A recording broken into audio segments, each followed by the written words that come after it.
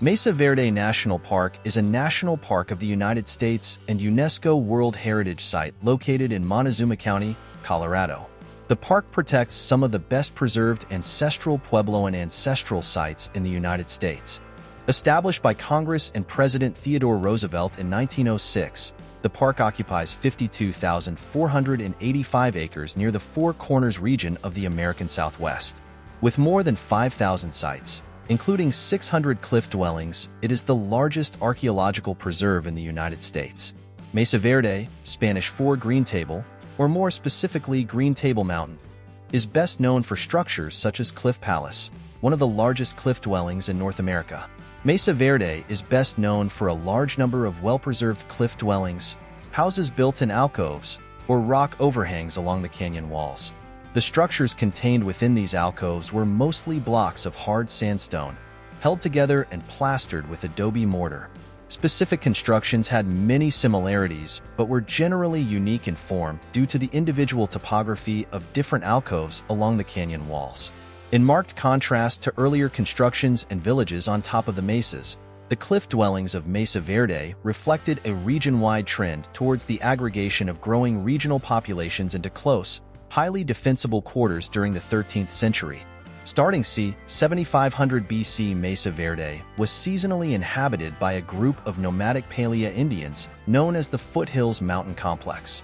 Later, archaic people established semi-permanent rock shelters in and around the mesa. By 1000 BC, the basket maker culture emerged from the local archaic population, and by 750 AD the ancestral Puebloans had developed from the basket maker culture.